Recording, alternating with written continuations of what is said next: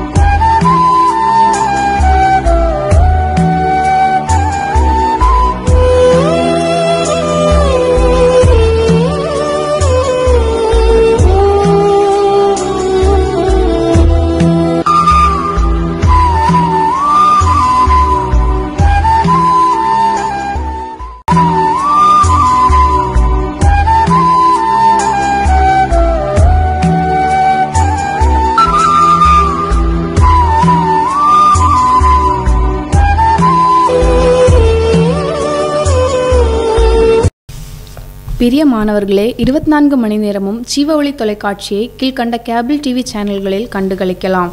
அரசு cable 598, TCCL 740, VK digital 720, SCV 179, CTN 813, GTPL 982, Akshaya 675, Jack 92, Aristo 625. உங்கள் cellphone மூலமாகவும் உங்கள் வீட்டு தொலைக்காட்சி மூலமாகவும் கீழ்காணும் ஆப்களில் கண்டுகளியுங்கள். Android TV, Google TV, Airtel Xstream, Tata Play single, Amazon Fire TV, roku, Apple TV, LG smart TV, Hisense. வாங்கி படியுங்கள். இயேசு பெரியவர் வார இதழ், ஜீவ ஒளி ஜெபகோபுரம் மாத இதழ். ஒரு புத்தகத்தின் விலை 100 ரூபாய். இந்த புத்தகத்தின் பிரதிகள் உங்களுக்கு வேண்டுமானால் உங்கள் முகவரியை 9442131629 என்ற எண்ணிற்கு SMS அல்லது வாட்ஸ்அப் செய்யுங்கள். இந்த சுவிசேஷத்தை நீங்களும் அறிவிக்க விரும்பினால் உங்கள் திராணிக்கு தக்கதாக நீங்கள் இந்த புத்தகத்தை சுவிசேஷமாக அறிவிக்கலாம். அதற்கு ஒரு புத்தகத்திற்கு 100 ரூபாய் வீதம், 100 புத்தகம், 500 புத்தகம், 1000 புத்தகம் என நீங்களும் ஜனங்களுக்கு சுவிசேஷம் அறிவிக்கலாம். நீங்கள் விரும்பினால் இந்த புத்தகத்தின் விலையை 9442131629 என்ற எண்ணிற்கு ஜிபே அல்லது ஃபோன்பே மூலம் அனுப்பலாம். நன்றி.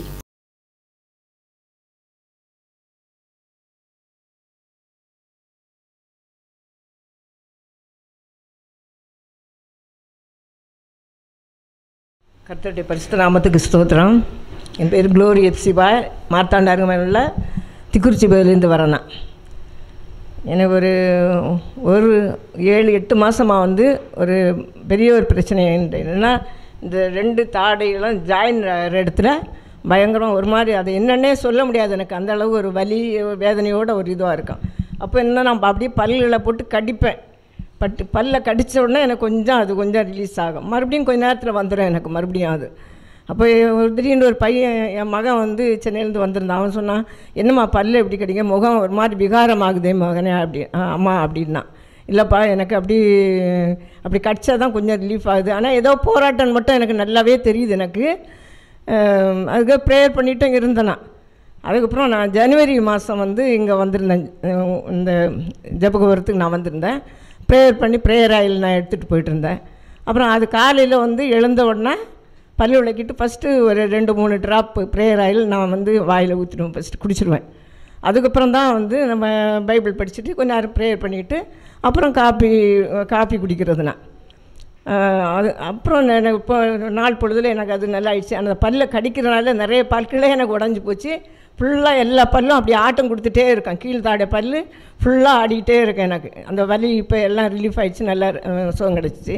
அப்புறம் இன்னொரு என்னென்னா, நான் நல்ல ஒரு காப்பிக்கு அடிமையாக இருந்தேன். நான் பயங்கரமாக காப்பி குடிப்பேன். நான் ஸ்ட்ராங்காக கசக்கிற மாதிரி காப்பி போட்டு அப்பப்போ குடிச்சிட்டே இருப்பேன். பல் விளக்கும் முன்னாடி காப்பி போட்டு வச்சுட்டு தான் பல்லை விளக்குவேன். உடனே காப்பி குடிச்சே ஆகணும். அந்த இதுலேருந்து கர்த்தர் எனக்கு விடுதலையை தந்தார். அப்புறம் நிறைய சாக்லேட் சாப்பிடுவேன். எனக்கு எப்போவுமே நான் பர்ஸில் எங்கே போனாலும் பேக்கில் சாக்லேட்டு ஒரு கை அள்ளி போட்டுட்டு தான் போவேன். சாக்லேட் இல்லாமல் இருந்தாலும் நான் பஸ்ஸுக்கு நிற்கும்போது பக்கத்தில் கடை இருக்கும், எங்கள் ஒருத்திட்ட கடை. அதுலேருந்து கொஞ்சம் சாக்லேட் எடுத்துகிட்டு போவேன். அப்புறம் எடுத்துட்டோம்மா அப்படின்னு ஃபோன் பண்ணி சொல்லிவிட்டு நான் போயிட்டே இருப்பேன். அது மாதிரி அந்த அடிமத்திலேருந்து கர்த்தர் மாற்றினார் எனக்கு. அப்புறம் போன மாதம் என்னென்னா, நான் இந்த 2-3 மாதமாக எனக்கு இந்த வர முடியாத ஒரு சூழ்நிலைகள் உருவாச்சு. ஒரு மரணம் ஜூன் மாதத்தில். மே மாதம் எங்கள் அக்கா எல்லாம் சென்னையிலேருந்து வந்திருந்தாங்க. அவங்க கூட இருந்து ஸ்பெண்ட் பண்ண வேண்டியிருந்து, அதனால் வர முடியாத சூழ்நிலை அப்படி உருவாச்சு. அதனால் 2 மாதமாக வரல. போன மாதம் நான் கண்டிப்பாக ஜூலையில் வரணும்னு ஆயத்தப்பட்டுட்டு இருந்தேன். 2 சாட்சி நான் சொல்கிற மாதிரி தான் நான் நினச்சிட்டே இருந்தேன். அப்போது இதுக்கு முந்தின நாள் சனிக்கிழமை நம்ம உபவாச ஜெபம்னா, வெள்ளிக்கிழமை பயங்கரமான ஜுரம் எனக்கு. என்னால் ஒன்றுமே தாங்க முடியலப்பா. சாயங்காலம் பாஸ்டருக்கு நான் ரொம்ப பாஸ்டருக்கு ஃபோன் பண்ணி அவங்கள தொல்லை பண்ணக்கூடாதுன்னு நினைப்பேன். இருந்தாலும் எனக்கு ரொம்ப முடியலை. அதனால் சாயங்காலம் ஃபோன் பண்ணேன் பாஸ்டர். அப்புறம் கொஞ்ச நேரம் கழிச்சு அவங்களே ஃபோன் பண்ணாங்க. 5 மணி 5 டைம்லேயும் நினைக்கிறேன். அப்புறம் நாளைக்கு வந்துடுங்க சிஸ்டர் அப்படின்னாரு. சரி, அவர் எப்போ சர்ப்பத்தின் ஆவியை பிடித்து கட்டுக்கிறேன்னு ஜெபிச்சாங்க. மறுபடியும் அடுத்த நாள் எனக்கு ரொம்ப 1 மாதம் நான் படுக்கையே ஆகிட்டேன். நான் மறுபடியும் டாக்டர் ஒரு கம்பவுண்டர்கிட்ட கூப்பிட்டு போனாங்க என் ஒருத்தி. அதில் போயிட்டு ஒரு 420 ரூபா செலவாச்சு. கம்பவுண்டர்கிட்ட போயிட்டு 2 நாள் போனேன். 2 ஊசி போட்டாங்க, மாத்திரை கொடுத்தாங்க. அதில் வந்த விளைவு என்னென்னா, ஜுரம் கொஞ்சம் குறைஞ்சிது. வயிறு புண்ணு, வாய் புண்ணெல்லாம் எனக்கு ரொம்ப இதுவாகிடுச்சு. அப்புறம் நான் ப்ரேயர் ஆயில் தான் நான் யூஸ் பண்ணிகிட்டு இருந்தேன். அப்புறம் அப்படி படுத்துக்கிட்டே நான் இது கேட்கும்போது ஒரு மெசேஜில் சொன்னாங்க, உபவாசம் இருந்து ஒரு பிரதர் உயிரையும் மாற்றிட்டாங்க அப்படின்ட்டு. அப்போ பசினால என்னால் சாப்பிட முடியாது, வெறும் கஞ்சி தண்ணி தான். என் சகோதரி தான் எனக்கு எல்லாமே பக்கத்தில் தந்துட்டு இருந்தாங்க. ஹஸ்பண்டு தம்பி ஒய்ஃபு ஒரு 10 நாள் அவங்க தான் இது பண்ணாங்க. மொத்தத்தில் 22 நாள் அவங்க தான் எனக்கு சாப்பாடெலாம் செய்து தந்தாங்க. அதுக்கப்புறம் அடுத்த வாரம் வெள்ளிக்கிழமை, அடுத்த வெள்ளிக்கிழமை என்னென்னா, காலையில் டேப்லெட்ஸ் ஒரே ஒரு டேப்லெட் தான் நைட்டு போட்டிருந்தேன். சளிக்க கவர்மெண்ட் ஹாஸ்பிட்டல் தான் போனேன். வேற மாதிரி ஹாஸ்பிட்டலுக்கு நான் போக மாட்டேன் இது பண்ணிவிட்டு. அப்புறம் கவர்மெண்ட் ஹாஸ்பிட்டலில் வந்து டேப்லெட் ஒரே ஒரு டேப்லெட் தான் போட்டிருந்தேன். அந்த டேப்லெட்டு காலையில் 7:30க்கு தான் எழுந்தேன். ஆனால் ஃபீவர்லாம் அப்போ தான் கொஞ்சம் குறைஞ்சிச்சு. எழுந்து பாத்ரூம் போகலான்னு போகும்போது ரூமில், எங்கள் வீடு ஒரு சின்ன வீடு தான், எங்களுக்கு ஒரு ஹால், ஒரு ரூம், கிச்சன் தான் இருக்கும். அந்த ரூமில் பெட்ரூமில் தான் அங்கே தான் பாத்ரூம் இருக்குது. போகும்போது நான் அங்கே விழுந்துட்டேன். அப்படியே உட்காந்த மாதிரியே விழுந்துட்டேன். என் அக்கா உடனே அக்காட்ட ஃபோன் பண்ணல. அப்போ எல்லாம் கேட்டாங்க எப்படி விழுந்த அப்படின்ட்டு. அதோடைய பதில், நான் சரியான பதில் எல்லாருக்குமே நான் உண்மையை மறைச்சேன். அது விழுந்தது எப்படின்னா, நான் பாத்ரூம் கதவு திறக்கும்போது ஒரு பெரிய பள்ளியிடும் முதலாளவே இருக்கும் போல் இருக்குது. அது அது மேலே விழுந்துற போதுன்னு நான் கொஞ்சம் பின்வாங்கினேன். அது அந்த இதில் நான் அப்படி உட்காந்த மாதிரியே பயங்கரமாக விழுந்து என்னால் வலி தாங்க முடியலை. அந்த இடத்துலேயே பாத்ரூம் போயிட்டேன் நான் அப்படியே இது பண்ணிவிட்டு. துணியெல்லாம் நனைச்சி அப்படியே நைட்டி எல்லாம் தூக்கி போட்டு கழட்டி போட்டு வேறு ஒரு நைட்டி எடுத்து போட்டுட்டு உடனே நான் வந்து ஹாலில் போய் கட்டில் பக்கத்தில் முழங்கால் படிக்கிட்டேன். முழங்கால் பட்டு பாஸ்டருக்கு நான் ஃபோன் பண்ணேன். பாஸ்டர் என்னால் தாங்கள் இப்படி விழுந்துட்டேன் அப்படின்ட்டு. அப்போ உடனே பாஸ்டர் முதல்ல என்னை கேட்ட கேள்வி, ஏன் அன்றைக்கி ப்ரேயருக்கு வரலன்னு தான் ஃபஸ்ட்டு என்னை கேட்டாங்க. அப்புறம் ஜெபிச்சாங்க எனக்கு. நான் என்னுடைய இடுப்பு வலி எலும்பெல்லாம் ஒடிஞ்சு போச்சுன்னே நான் நினச்சேன். அந்த அளவுக்கு என்னால் வலி தாங்க முடியாத வலி எனக்கு. அப்புறம் பக்கத்தில் அவங்க எல்லோரும் கூப்பிட்டாங்க, வாங்கக்கா ஹாஸ்பிட்டல் போகலாம், போய் ஸ்கேன் பண்ணி பார்ப்போம். வேண்டாம், ஸ்கேன் வேண்டாம், ஒன்றும் வேண்டாம், அதுக்கு செலவு பண்ண வேண்டாம் அப்படின்ட்டேன். உடனே என்ன பண்ணால் என்னுடைய அவள் ஒவ்வொருத்திட்ட மருமகள்கிட்ட ஃபோன் பண்ணி அந்த நிமிஷமே வலியோடு வலியாக என்ன அவள்கிட்ட என்னுடைய காசு எங்கள் அக்கா எனக்கு அனுப்பியிருந்தாங்க, அவளுடைய அக்கௌண்ட்டில் பணம் இருந்தது. அப்போது நான் சொன்னேன், உடனே பாஸ்டருடைய நம்பரை கொடுத்து இது ஒரு 1000 ரூபாய் அனுப்புமா அப்படின்னேன். அவன் ஜெய்பேர் வருது, நான் வந்து காசு போகலை அவருடைய அக்கௌண்ட்டுக்கு அப்படின்னா. சரி போம்மா பரவாயில்ல இருக்குது, நான் வேறு நம்பர் தரேன்னா. அப்புறம் வேறு நம்பர் கொடுக்கவே இல்லை அவளுக்கு. நான் அப்படி இது பண்ணிட்டேன். ஆனால் ஜெபத்திலே தான் நான் இது பண்ணிகிட்டு இருந்தேன். அப்புறம் 3ஆவது நாள் வந்து பயங்கர என்னால் படுக்க முடியாது, எழுந்திருக்க முடியாது, நிற்க முடியாது, ஒன்றுமே முடியாது.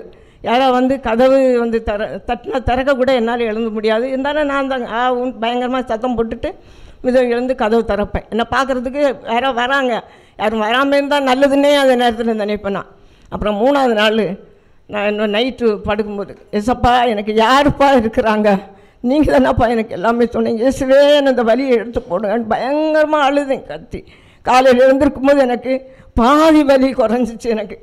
அப்போ டெய்லி காலையில் எழுந்தோன்னே எங்கள் அக்கா ஃபோன் பண்ணுவாங்க, எப்படி இருக்குன்னு. அக்கா எனக்கு 50% வலி கம்மியாயிடுச்சுக்கா அப்படின்னு. சரி நல்லா பொண்ணு. ஆனால் நான் விழுந்தோடனே எங்கள் அக்கா என்கிட்ட கேட்டது, முதல்ல பாஸ்டருக்கு ஜெபம் பண்ணி பாஸ்டர்கிட்ட ஃபோன் பண்ணியா அப்படின்ட்டு. பண்ணிட்டாக்கா, பாஸ்டருக்கு தான் ஃபோன் பண்ணேன், பண்ணிட்டு தாக்கா உனக்கு நான் ஃபோன் பண்ணேன் அப்படின்னேன்.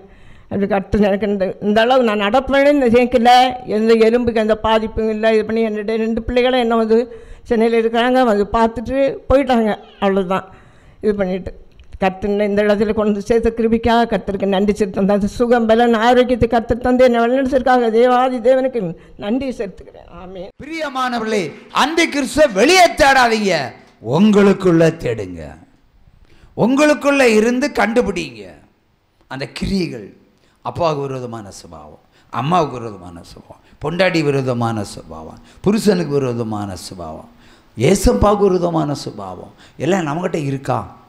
உண்மையிலே அந்த கிறிஸ்து உங்களுக்குள்ள வாழ்ந்துகிட்டு இருக்கிறான். பாவத்தையும் சாபத்தையும் கண்டுகொண்டு அதை விட்டு விட்டு எவன் வெளியேறுகிறானோ அவன்தான் அந்த கிறிஸ்துவை மேற்கொண்டவன். ஹல்லேலூயா! உற்சாகமா கையை தட்டலாம். ஹல்லேலூயா! ஒரு எக்ஸாம்பிள் நான் அடிக்கடி சொல்லுகிற காரியம்தான். அந்த கிறிஸ்துனுடைய ஆட்சி ஒரு மனிதன் மூலம் தேசத்தில் உண்டாகும், உலக நாடுகளில் உண்டாகும், கட்டாயம் உண்டாகும். அப்போது உங்களுக்கு தாகமாக இருக்கும், தண்ணி தேவை, பசியாக இருக்கும், ஆனால் சாப்பாடு தேவை. அவன் சொல்லுவான், என்னை ஆராதனை செய்தால் மட்டுமே, இல்லை நான் சொல்கிறத கேட்டால் மட்டுமே உனக்கு ரேஷன் தருவேன்னு சொல்லுவான். அப்போ நீங்கள் என்ன பண்ணுவீங்க? உமா மகேஸ்வரி சொல்லுங்கள், உமா சங்கரி. உமா சங்கரி ஒரு நாவலிஸ்ட்டு. இப்போ அந்த கிறிஸ்து சொல்லுகிறான், தேசத்தில் அரிசி பருப்பு வேணுமோ என்ன தேடினால் மட்டும்தான் நான் உனக்கு தருவேன்னு சொல்லுவான். அப்போ நீங்கள் என்ன பண்ணுவீங்க? பசி தாங்க முடியல, தாகம் தாங்க முடியல, வயதான அப்பா மடங்கி கிடக்கிறாங்க, அவங்களுக்கு உணவு கொடுக்கணும், அம்மா கொடுக்கணும், மருந்து மாத்திரை வாங்கணும். அந்த கிறிஸ்து சொல்கிறான், அந்த கிறிஸ்து நிர்வாகம் சொல்லுகிறது, இதை நீ பண்ணினா தான் நான் தருவேன், உனக்கு ரேஷன் வழங்கப்படும், இல்லைன்னா தர முடியாதுன்னு சொல்லுவான்னு வச்சுக்கிடுவோம். அப்போ உங்கள் மனநிலை எப்படி இருக்கும்? தட்டுமாற்றம். அது அந்த கிறிஸ்துவின் அடையாளம். சொல்லுங்க, ஆன்சரு கம்பீரமாக சொல்லுங்க. வாங்கலாமா வாங்கக்கூடாது, ஆராதிக்கலாமா ஆராதிக்கக்கூடாதா, விட்டா பாம்பையும் கும்பிடுங்க போல் இருக்க, முட்டை கிட்டுமே இலவசம். சொல்லுங்க, ஒரு கரெக்ட் ஆன்சர். திரும்ப சொல்லுங்க. எஸ், இதுதான் பரிசுத்த ஆவியின் அடையாளம். உட்காருங்க. ஹல்லேலூயா. தடுமாறக்கூடாது. அப்பன் செத்தா புதைச்சிரு, அம்மா செத்தா புதைச்சிரு, நீ செத்தா அழிஞ்சிரு. ஆனால் உன் ஆத்மா அழியாம இருக்க வேண்டுமானால் உன் விசுவாசத்தை கொல்லாத. ஆற்றால் அரிசிக்கும் பருப்புக்கும் என் தேவனை நீ விட்டு விலகலாமா? விலகலாமா? விலகக்கூடாதுல்ல. வேலூருண்டு வந்து இங்கே தடுமாறலாமா? தடுமாறக்கூடாது. பசி உயிரைத்தான் பிடுங்கும். புரியுதா? என்ன நடந்தாலும் எது நடந்தாலும் நான் கர்த்தரை சேமிப்பேன். அந்தி கிறிஸ்துவெல்லாம் தொழ முடியாது. அவ்வளோதான். உன் சாப்பாடு நீ வச்சுக்கோ, நீ அரிசி பருப்பை நீ வச்சுக்கோ, உன் காசு பணத்தை நீ வச்சுக்கோ, எனக்கு என் கிருபை போதும் என்று சொல்லக்கூடியவங்க மட்டும் கையை தட்டுங்களா? ஹல்லேலூயா, ஹல்லேலூயா. கிருபை ஒன்றை போதும், அது எல்லாமே கொண்டு வந்து சேர்க்கும். ஹல்லேலூயா. கொண்டு வந்து சேர்க்குமா சேர்க்காதா? சேர்க்கும். பிறகு என்ன, இதெல்லாம் அரைஞ்சி வச்சுக்கிட்டு அரிசி பருப்புக்கெல்லாம் அங்கே போய் நிற்கணும்? நிற்கக்கூடாது. சரியா? அப்போ என்ன தடுமாற்றம் வந்தாலும் சரி, விசுவாசத்தில் ஜெயித்தா மட்டும்தான் பரலோகம். நம்பிக்கையில் ஜெயித்தால் மட்டுமே உங்களுக்கு இயேசு கிறிஸ்து. நம்பிக்கையில் தோற்றா உங்களுக்கு சொந்தக்காரன் அந்தி கிறிஸ்துவாயிருப்பான். இயேசு கிறிஸ்து இருக்க முடியாது. ஹல்லேலூயா, ஹல்லேலூயா. ஆகவே எப்பொழுதும் விழித்திருந்து ஜெபிக்க வேண்டும். ஹல்லேலூயா. அவை தான் ஆண்டவர் சொல்லுகிறார் 2 தெசலோனிக்கேயர் 2:3-4 அவன் வருவான். எப்படி வருவான்? அவன் இருதயத்தில், உங்களுடைய இருதயத்தில் உட்கார்ந்து உங்களையே ஆட்சி செலுத்துவான். உங்களையே ஆட்சி செலுத்துவான். இன்றைக்கு ஒரு பெண் பிள்ளை எடுத்துக்கொள்ளுவோம். நான் ஆரம்பத்தில் 2 சாட்சி சொன்னேன். 2 பேருக்கும் பொருத்தனை செலுத்தி புருஷர்களை பெற்றுக் கொண்டார்கள். ஹல்லேலூயா. கர்த்தரே பிள்ளைகளை கொடுத்து என்ன சார் விடுதலை கொடுத்தாரு, ஆசீர்வாதத்தை கொடுத்தாரு. ஆனால் இன்னும் பெத்த பிள்ளைக்கு அப்பன் பொண்ணு மாப்பிள்ளை பார்க்குறான்னா பிள்ளை மாப்பிள்ளை பார்க்குதான்? சொல்லுங்க பாப்போம். பிள்ளை தான் பார்க்குது. அப்போ அந்தி கிறிஸ்துவா இயேசு கிறிஸ்துவா? அந்தி கிறிஸ்து. இந்த காலத்து பிள்ளைக்கு உங்களுக்கு ஒரு பெண் பிள்ளை இருக்குன்னு வச்சுக்கிடுவோம், பொன் பிள்ளை இருக்குன்னு வச்சுக்கிடுவோம். பொன் பிள்ளைக்கு நீங்கள் பார்க்குற மாப்பிள்ளையா கட்டிக்கிடுவாளாவா? பிடிக்குமா பிடிக்காதா? ஏன் அப்படி சொல்கிற? பிடிக்கான்னு அவளே சொல்லிட்டா. ஏன்னா அவங்க பார்க்குறது வேறு மாதிரி. அதாவது நீ மீசை இல்லாமல் இருந்தாலும் பிரச்சனை இல்லை, பின்னாடி பூ வைக்கிறது கொண்டே இருக்கணும். பின்னாடி பூ வைக்கிறது கொண்டு வைக்கணும். ஆனால் நான் என் கொண்டே வெட்டிடுவேன். நான் என் கொண்டே கிராப்பு மாதிரி வெட்டிடுவேன்.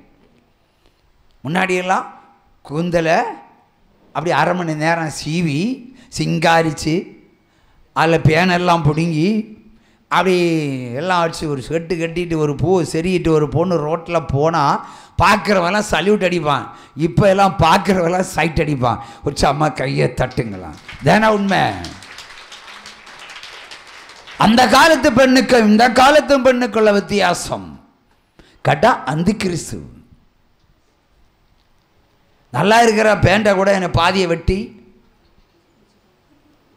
நல்லா இருக்கிற பேண்டை பாதியை வெட்டி நான் ஒரு ஸ்டாப்பை சென்னைக்கு அனுப்புகிறேன், ஒரு வேலைக்காரனை அனுப்புகிறேன். அது பம்பரை மட்டும் விளையாடி இருக்கு தொப்பல் குழியில் விரல விட்டு. ஆஃபீஸே போட்டுனே 3 மாதத்தில் 5 லட்சம் ரூபா அவுட்டு. உச்சாம கையை தட்டுங்களா? ஏன்னா அந்த உடைகள் உடைகள் இச்சையின் ரோகம். கூப்பிடுவது இயேசு கிறிஸ்துவை, ஆனால் செயல்பாடு அந்தி கிறிஸ்து. உற்சாம கையை தட்டுங்க. ஆகவே உங்களுடைய செயல்பாடுகள் தான் அந்தி கிறிஸ்துவனுடைய அடையாளங்கள். பரிசுத்தத்தை கெடுக்கிறது எதுலாம் இருக்கிறதோ அதுவே அந்தி கிறிஸ்து. அவன் புதுசாக வருவான், முளைச்சி வருவான், ஜிப்பில் வருவான், கேபிளில் வருவான், ஃபைபரில் வருவான் இன்னும் சொல்லி உங்கள் தலையில் மஞ்சள் அரைக்கிற ஊழியக்காரன் நம்பாதீங்க. உங்கள் சுபாவத்தை பரிசுத்தத்துக்கு வைத்துக் கொள்ளுங்க. எந்த அந்தி கிறிஸ்துவும் உள்ள வர மாட்டான். நீங்கள் பரிசுத்தம் இருந்து பாருங்க, எந்த பேய் வருமா? இப்போ நான் தான் சவால் விடுவேன், 1000 மந்திரவாதியில் ஒன்று சேர்ந்து 1000 மந்திரம் வச்சாலும் என்ன ஒன்றும் பிடுங்க முடியாதுன்னு சொல்லுவேன். மைக்கில் தானே சொல்கிறேன். ஆனால் 1000 மந்திரவாதியை வந்து என்னை ஏதாவது பண்ணி பார்க்கட்டுமே, ஒன்றும் பிடுங்க முடியாதுன்னு சொல்லுவேன். அவங்களுக்கு அப்படி தான் சொல்லணும். ஏன்னா பாம்பை கும்பிடுவான், பேயை வச்சு கும்பிடுறவான், அவனுக்கு என்ன மரியாதை? ஆனால் அவிக்குரிய பிள்ளைகளை நம்ம தலையில் வச்சு தூக்கி சுமக்கணும். உற்சாகமாக கையை தடுங்க. ஏன்னா நம்ம அவர் தூக்கி சுமக்கிறாரு. பரிசுத்தம் இல்லாததை போட்டு உடைக்கணும், பரிசுத்தம் உள்ளதை தோல் சுமக்கணும். ஹல்லேலூயா. ஆண்டவர் என்ன சொல்லுகிறார்? உடைந்த எலும்புகளை நான் சரிபடுத்துவேன். அப்போ உடைச்சது யாரு வேணும்ல? பாவம் செய்தா எலும்பு உடைச்சிருவார். உடைச்சிருந்த அவரே காயம் கட்டுவார். என் பிள்ளையாச்சே. இப்போ சின்ன பிள்ளை தப்பு பண்ணுது, தப்பு பண்ணாதேன்னு சொல்லுவோம். ஆனாலும் என்ன பண்ணுவோம்? தப்பு பண்ண அடி கொடுப்போம். கொடுத்துட்டு அது நாளும் என்ன பண்ணுவோம்? உங்க இறுதியும் தாங்குமா? நம்ம தெய்வம் அந்த சின்ன குழந்தைகளோட மோசம். நீங்கள் பாவம் செய்தால் கண்ணீர் விட்டு அழுவார். உங்க அடிக்க வேண்டாமா? அப்போ தானே அடி உடனே கிடைச்சா உடனே திருந்தருக்கு வாய்ப்பு இருக்கும். அவரும் அழுவ, என் பிள்ளை பாவம் செய்து பிள்ளை பாவம் சொல்லிகிட்டே இருப்பார். அடுத்து மறுபடியும் பாவம் செய்ய, மறுபடியும் என் பிள்ளை பாவம் செய்து அவருடைய கண்களில் ஓயாமல் கண்ணீர் வந்து கொண்டே இருக்கும். அப்புறம் மறுபடியும் பாவம் செய்வாங்க. ஏன்னா அவர் தடுக்க மாட்டார். நீயா திருந்துனாக்க அவருக்கு வார்த்தை. அவர் தடுத்தா யாரும் பாவம் செய்ய முடியாது. ஆனால் நீயா விட்டு விலகு, அதான் அவருடைய அறைகூவல். ஆனால் மறுபடியும் பாவம் செய்ய, மறுபடியும் செய்வீங்க, மறுபடியும் அழுதுகிட்டே இருப்பார். அப்புறம் பார்ப்பார். ஓசியா 13:8 தூக்குவார். ஒன்று வாசிக்கலாமா? ஹல்லேலூயா. அதற்கு முன்பாக உற்சாகமா கையை தட்டி, இந்த தெய்வம் நம்ம தெய்வம், நல்ல தெய்வம்.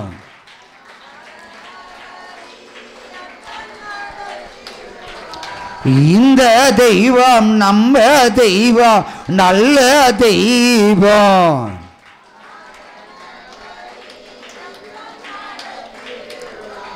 அல்லேலூயா. வாசிப்போம்.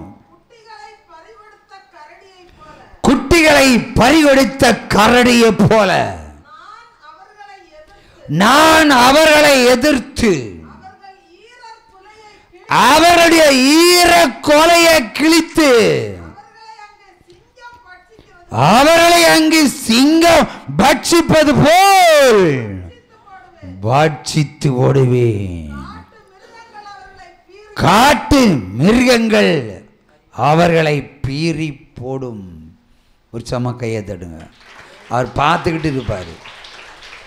நீங்கள் தப்பு பண்ணும்போதெல்லாம் பார்த்துக்கிட்டு இருப்பார். அடுத்து தப்பு பண்ணும்போது யோசிச்சுட்டு இருப்பார். அடுத்து எம்பிள்ள தப்பு பண்ணதே திருந்த மாட்டாளான்னு கதறி கதறி அழுவார். அவருடைய கண்களுக்கு ஓயாமல் கண்ணீர் வந்து கொண்டிருக்கும். கண்ணீருக்கு உச்சகட்டம் இந்த வசனம்தான். சிங்கம் பட்சிப்பது போல பாவிகளை பட்சித்து போடுவார், கொன்று போடுவார். ஆளுக்கு ஒரு கேன்சர் இலவசம். ஒரு சம கையை தட்டலாம். ஹல்லேலூயா. பாவிகளுக்கு அது வந்தே தீரும். ஹல்லேலூயா. ஆகவே ஒருவரும் பாவம் செய்யாதபடிக்கு நீங்கள் எச்சரிக்கையாக இருக்க வேண்டும். ஆனால் பாவம் செய்கிறவன் பிசாசால் உண்டாயிருக்கிறான்னு இயேசு சொல்லி இருக்கிறார். அப்போ அந்தி கிறிஸ்துவால் உண்டாயிருக்கிறான். அந்தி கிறிஸ்து உங்களுக்குள்ள தான் பாவத்தை செய்வீங்க. ஆகவே அந்தி கிறிஸ்து புதிதாய் வரமாட்டான். உங்களுக்குள்ள இருக்கிற அந்தி கிறிஸ்துவை துரத்தி பாருங்க. உற்சாகமா கையை தட்டுங்க. ஹல்லேலூயா, ஹல்லேலூயா, ஹல்லேலூயா. ஆகவே நம்மிடத்தில் தான் குறைகள், நம்மிடத்தில் தான் பாவங்கள், நம்மிடத்தில் தான் சாபங்கள், நம்மிடத்தில் தான் கீழ்ப்படியாமைகள். ஏதோ ஒன்று நடக்கக்கூடாத காரியம் அவன் வாரான் வாரான் வாரான் வாரான்னு சொல்லி பயமுறுத்துவாங்க. அந்த வசனத்தை சொன்னாலே இன்னும் சில காரியங்கள் வெளிப்படும். தொடர்ந்து வாசிப்போம். 2 தெசலோனிக்கர் 2ஆம் அதிகாரம் 3-4 வசனம். ஹல்லேலூயா.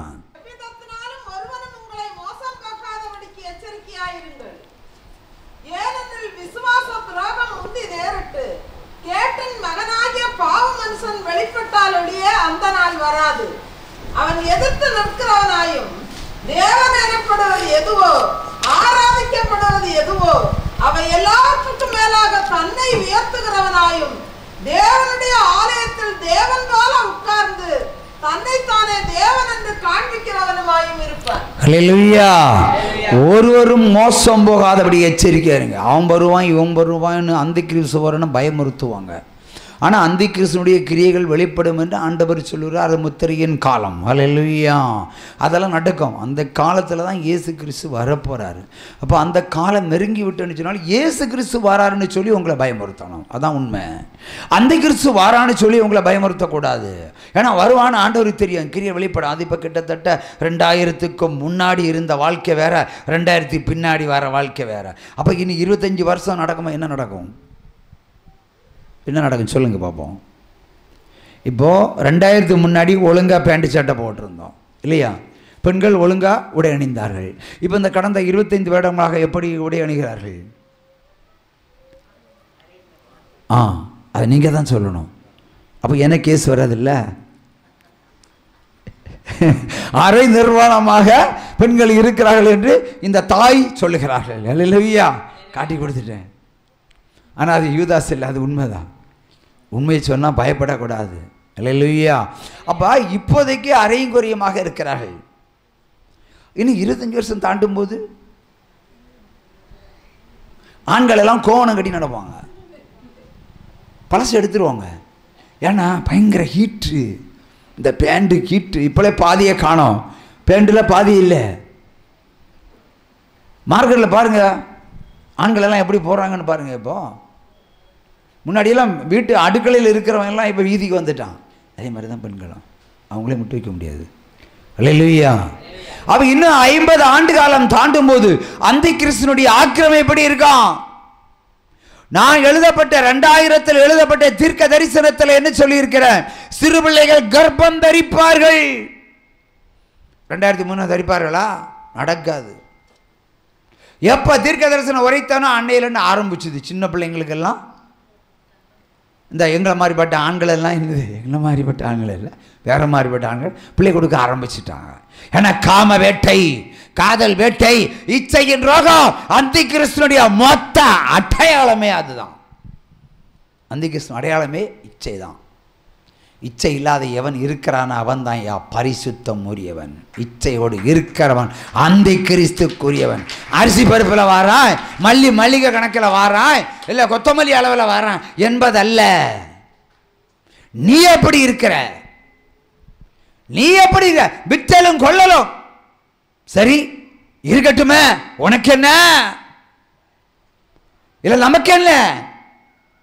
பாலைவனத்தில் எகிப்து தேச மக்கள் கடந்து சென்றார்கள். அரிசி பருப்பு கொண்டா போனாங்க? கொண்டா போனா இல்லையே. உமாசங்கரி சொல்லு, தண்ணியெல்லாம் கொண்டா போனாங்க இல்லையே. கண்மலையை பிளந்து தண்ணீர் கொடுத்த தேவன் தானே அங்கே இருந்தார். வானத்திலிருந்து மன்னா கொடுத்த தேவன் பாலைவனத்திலேயே உணவு கொடுத்தார் அல்லவா? 1 வருஷமா 2 வருஷமா 3 வருஷமா 5 பேருக்கா 10 பேருக்கா? கோடிக்கணக்கான மக்களுக்கு 40 வருஷம் உணவு கொடுத்த தேவன் இருக்கும்போது ஏய்யா அந்தி கிறிஸ்து குறித்து கவலைப்படுறீங்க? அரிசி கிடைக்காது, பருப்பு கிடைக்காதுன்னு. ஓம் பருப்பை சீக்கிரம் எடுக்க போறாரு. ஒரு சம கையை தட்டுங்களாம். அல்லேலூயா. உண்மையை விதைக்கணும். நீங்கள் பரிசுத்தம் இல்லை என்றால் உங்களுக்கு சாவுன்னு சொல்லணும் ஊழியக்காரன். என் பிள்ளைகளை செம்மையாய் மேய்க்கணும். மேய்க்கலனா மேய்ப்பர்களே போட்டு தள்ளிடுன்னு தான் அந்த அதிகாரத்தில் சொல்லி இருப்பார். ஒரு சம கையை தட்டலாம். அல்லேலூயா. ஆகவே நீங்கள் மனம் திருந்துங்கள். அது ஒரே வரி, ஒரே வரி, ஒரே வார்த்தை, மனம் திருந்துங்கள். அதான் இயேசுவினுடைய அறைகூவல். சிலுவையினுடைய கதர்னது அதுக்குத்தான் ஐயா. மனம் திருந்து, எதை விட்டு மனம் திருந்து. அந்தி கிறிஸ்து வரான், இச்சையை வைப்பான், அதில் விழுந்துராத, மனம் திருந்து, பாவத்தை செய்யாத. அதான சொன்னாரு. நம்ம அதைத்தான் ஐயா செஞ்சிட்டு இருக்கிறோம். போறது முக்காடு, போறது சர்ச்சு, போறது பாசியம்பரையார், செய்யறது வச்சாராம். கொன்று போடாம பொட்டும் பூ மச்சும் அழகு பார்ப்பாருன்னு நினைக்கிறீங்களா? அழிச்சிருவேன்னு சொல்றாரு. பாருங்க 3 தேசம் என்ன ஆக போகிறதுன்னு இன்னைக்கு சொல்றேன். மார்ச் 1 டெத் ஆஃப் டேன்னு சொல்றேன். ஒரு சம கையை தட்டுங்க. அதே வேளையில புதிய ஜெனரேஷனுடைய ஆரம்பம். கையை தட்டலாம். ஹல்லேலூயா. வருத்தப்பட்டு பாரம் சுமப்பவரே,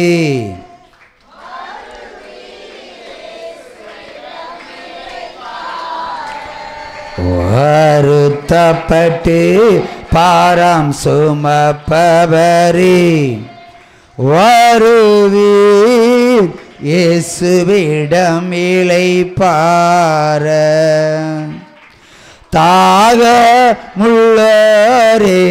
வாருமென்றார், தாகத்தோடு வரும் சமாரியாளை கண்டார்.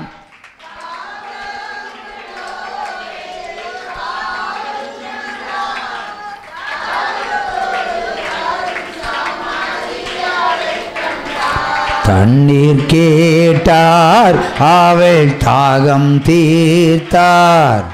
தண்ணீர் கேட்டார், அவள் தாகம் தீர்த்தார். பாவ மன்னிப்பை கொடுத்து மகிழச் செய்தார்.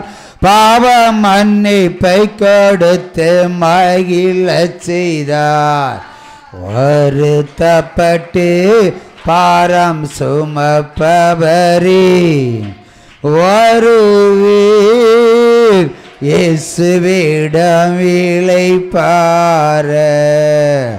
வருத்தப்பட்டு பாரம் சுமப்பவரே, வருவீர் இயேசுவிடம் இளைப்பாற. இந்த வசனங்களை பார்க்கிறோம். தாகமுள்ளோரே வாருங்கன்னு ஆண்டவர் சொல்கிறார். நான் உங்களுக்கு பாவ மன்னிப்பை தர விரும்புகிறேன். அங்கே வந்தது யார்? ஒரு வேசி. ஆனால் அவர் என்ன செய்கிறார்? அவருடைய மனமாற்றம், அவளுடைய பாவத்தினுடைய உணர்தல் எதை கொடுத்தது? பாவ மன்னிப்பை கொடுத்தது. பாவ மன்னிப்பை கொடுத்து மகிழ்ச்சி அடைய செய்தார். உண்மையிலே ஒரு மனிதனுக்கு சந்தோஷம் என்பது எதில் இருக்கிறது? பாவ மன்னிப்பில் தான் இருக்கிறது. ஒரு சும்மா கையை தட்டலாமா? இந்த பாவ மன்னிப்பு தான் உண்மையான மகிழ்ச்சி. இந்த உலகத்தில் நீங்கள் வாழணும்னு சொன்னால் இந்த பாவ மன்னிப்பு வேண்டும். அவர் மன்னிக்கணும். அப்படி ஒரு மகிழ்ச்சி உண்டாகும், ஒரு சந்தோஷம் உண்டாகும், ஈடு இணையில்லாத ஒரு சந்தோஷம் உண்டாகும். அது அந்த சகோதரிக்கு ஆண்டவர் கொடுத்தார். ஹல்லேலூயா. ஏன்? அவளை தெரிந்து கொண்டு அவள் வருகிற கிணறை பார்த்து இவருக்கு தாகம் எடுத்து போகிறார் கடவுள். ஆனால் தண்ணி வேணும்னு கேட்டு போகிறார். ஆனால் தண்ணியை கேட்டார். ஆனால் அவளுடைய தாகத்தை தீர்த்தார். பரிசுத்த இரத்தத்தால் கழுவி அன்னைக்கே ஒரு பாவ மன்னிப்பை கொடுத்தார். அவை நாமும் அதைத்தான் பெற்றுக்கொள்ள வேண்டும். அதுக்கு தான் அந்த உபவாச கூட்டங்கள். உபவாச கூட்டங்களில் பாவ மன்னிப்பு பெறணும். பாவ மன்னிப்பு பெறாதவர்களெல்லாம் என்ன செய்யணும்? பாவ மன்னிப்பை பெற்றுக்கொள்ள வேண்டும். இப்போ மார்ச் 5 என்ன டேட்டு? யாராவது சொல்லுங்க. மார்ச் 5 என்ன டேட்டு? தமிழில் சொல்லுங்க, இங்கிலீஷ் புரியாது. அதுக்கு என்ன சொன்னீங்க? எனக்கு வாயில் வரல. சாம்பல் புதன் சொல்லி சாம்பல் புதன் சொல்லும்போதே ஒரு தாகம் இருக்கு பாரு. ஆங்கிலத்தில் சொன்னா இருக்கு. ஒரு பிஜேபிக்காரன், ஒரு கட்சிக்காரன் ஒரு நியூஸ் கொடுக்குறான், ஒரு விட்டு போடுறான். நல்லது யார் சொன்னாலும் கேட்கணும். அதான் நம்ம டைப்பு. அவன் சொல்கிறான், நீ இங்கிலீஷ் படிக்கிற, அவனுக்கு இங்கிலீஷ் பேச தெரியாதுப்பா, அந்த இங்கிலீஷை நீ ஏன் படிக்கிற? தமிழன் படி பேசுகிற இங்கிலீஷ் உலகத்தில் எந்த ஒருத்தனாலும் பேச முடியுமான்னு கேட்குறான். ஏன் தானே? நம்ம ஒர்க்கடு, குக்கடு, புக்கடு சொல்லுவோம். அவனுக்கு குக்கடு புக்கடு வராது. வருமா? இங்கிலீஷ் அங்கேருந்து பிறந்துச்சான். ஆனால் அவனுக்கே இங்கிலீஷ் பேச தெரியான்னு சொன்ன நியாயம் தானே? ஒரு வார்த்தைகள் பிழை இல்லாமல் சொல்லட்டுமே. தமிழன் பழத்தை பழம் என்று சொல்லுவான், மற்றவன் பழத்தை பழம் என்று சொல்லுவான். அவனுக்கு இந்த மகளெல்லாம் வராது இல்லையா? நம்முடைய தமிழனுடைய நாள் எங்கேயும் வளைந்து நுழைந்து போகும் இல்லையா? அவனும் இங்கிலீஷே பேச தெரியாது, அவன் இங்கிலீஷை நம்ம படிக்கிறோம். ஏன்டா ஹிந்தி படிக்க விட மாட்டேங்கிற? நானும் இப்போ பார்க்குறேன், ஹிந்தி படிக்க விடாம விட்டீங்களையா. இப்போ ஹிந்தியில் கூப்பிடுறாங்க ப்ரேயருக்கு, ஹிந்தியில் சொல்லும்போது எனக்கு ஒன்றுமே தெரியல.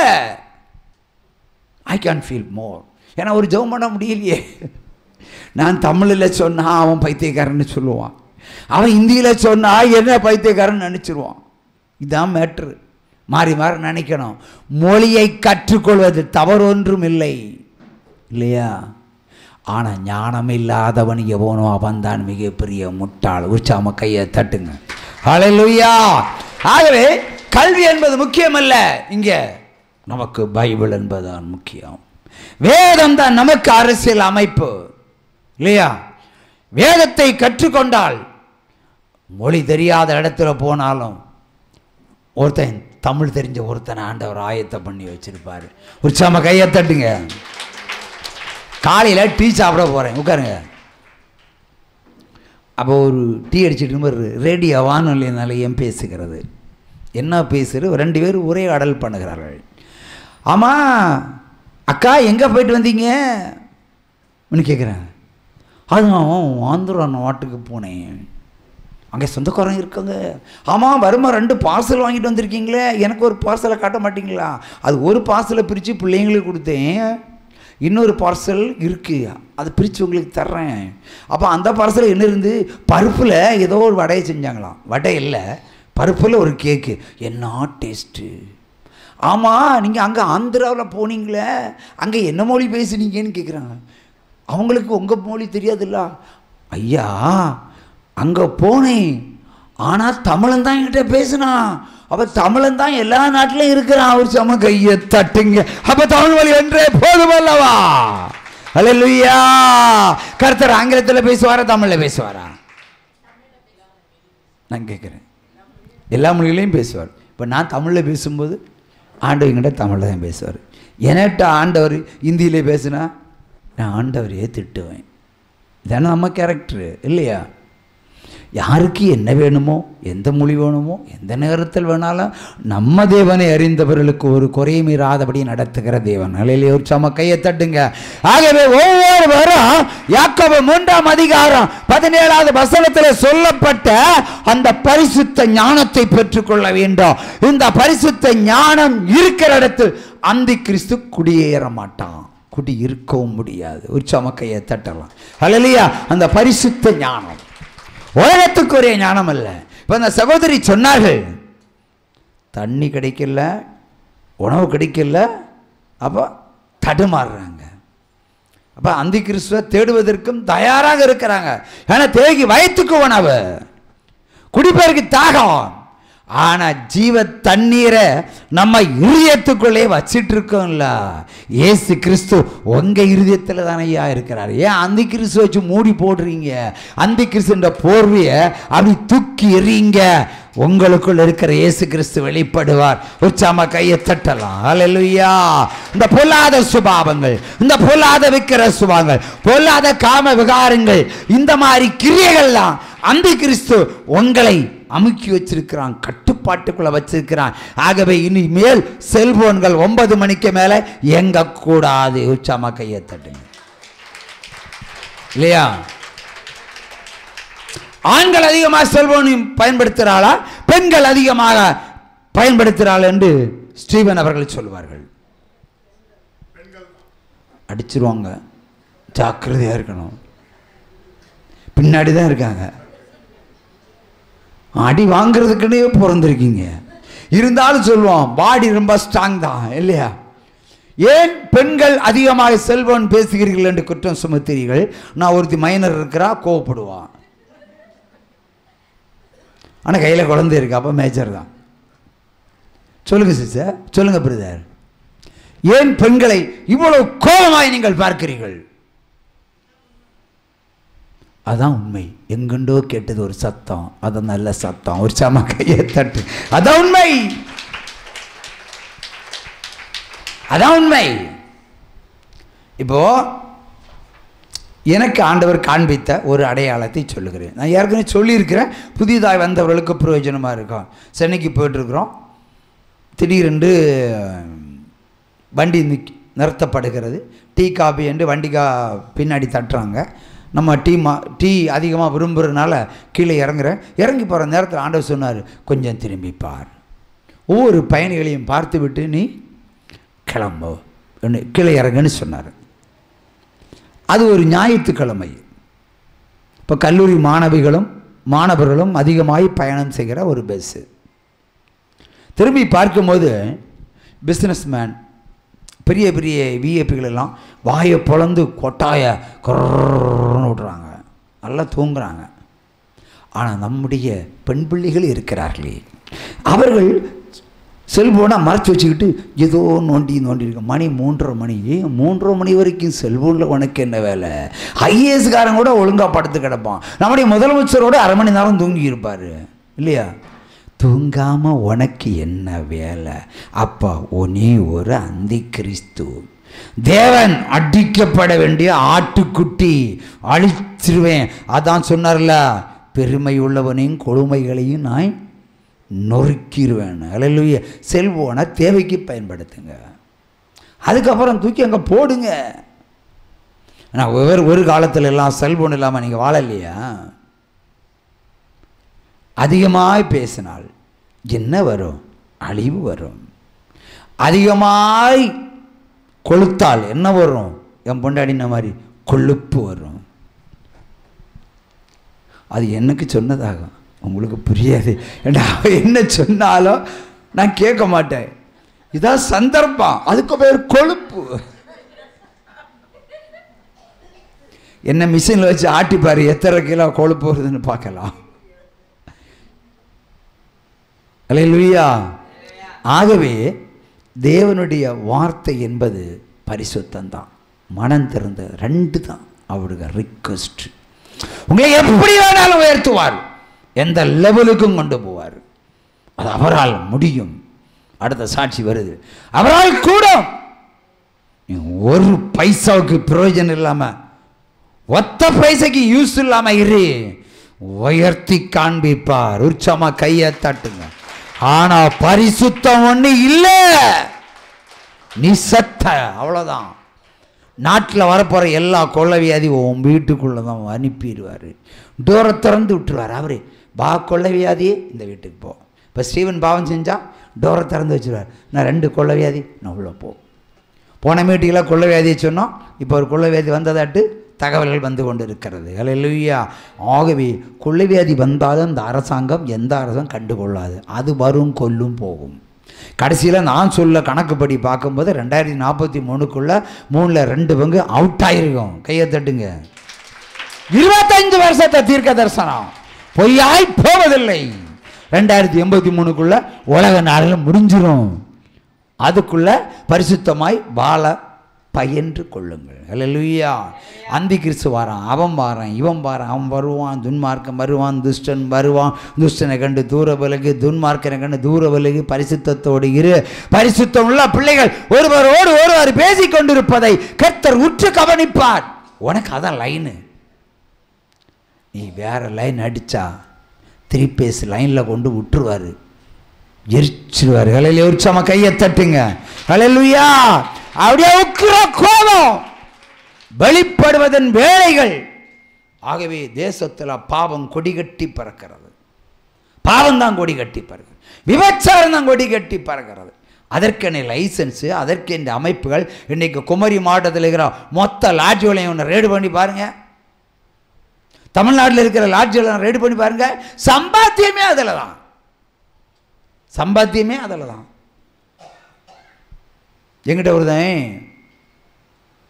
பைக்கில் போயிட்டுருக்கும்போது கையை நிறுத்த சொன்னான். நின்று ஏண்டே, இறக்கத்தில் வேகமாக போகிறேன், நீ கையை போட்டு நிறுத்துற, ஒரு சொத்து கிடக்கு வாங்குறியா?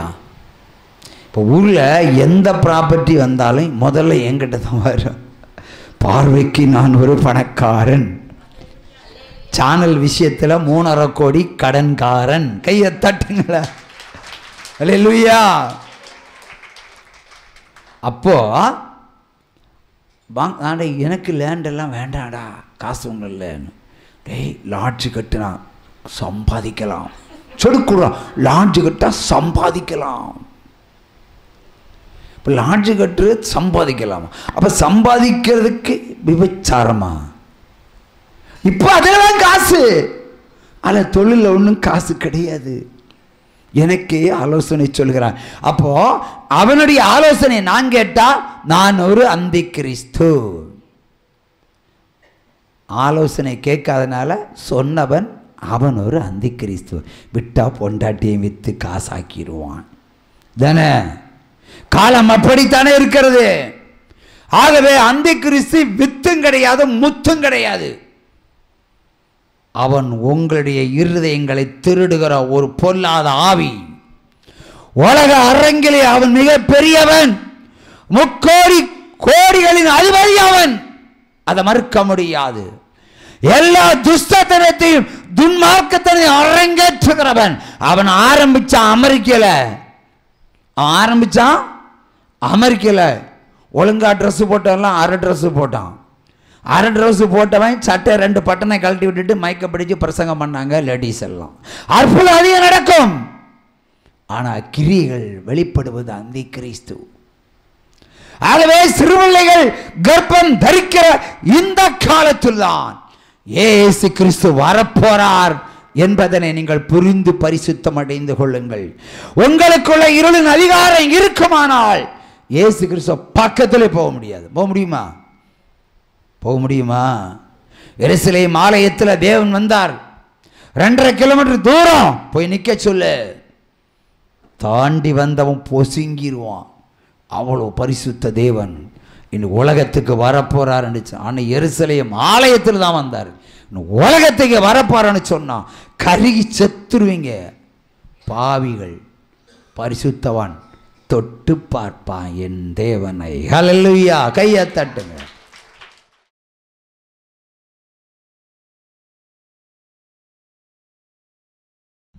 கர்த்தருக்கு ஸ்தோத்திரம். போன மாதம் என் மருமக பிள்ளைக்கு வந்து ஒரு கண்ணும் ஒரு கன்னத்துலேயும் நரம்பு வியாதி பிடிச்சி கொஞ்சம் இழுத்த மாதிரியே இருந்துச்சு. ஒரு பிரதர்கிட்ட ஜெபம் பண்ணி எண்ணெய் வாங்கிட்டு போய் பூசுனேன். இந்த பார்த்தா பூரண விடுதலை இந்த மாதம். போன வாரம் பார்த்திங்கன்னா இருந்திருந்த மாதிரி என்னோடய கை கால் இடது கையும் இடது கால் தொடர்ந்து விருத்து போகிற மாதிரியே ஒரு மாதிரி செயலிழந்த மாதிரியே இருந்துச்சு. அப்புறம் பார்த்தோம்னா 2 நாள் யோசிச்சுக்கிட்டே இருந்தேன். பிரதருடைய ஃபோன் கிடைக்கவே இல்லை. அப்புறம் மறுபடியும் 3ஆவது நாள் கூப்பிட்டு பிரதர் வந்து கொஞ்ச நேரம் ஜெபிச்சுட்டு சொஸ்தம். நான் அப்போவே சுகமாயிடுச்சு. சுகம் கொடுத்த தேவனுக்கு ஸ்தோத்திரம். ஜெபித்த பிரதருக்கு நன்றி.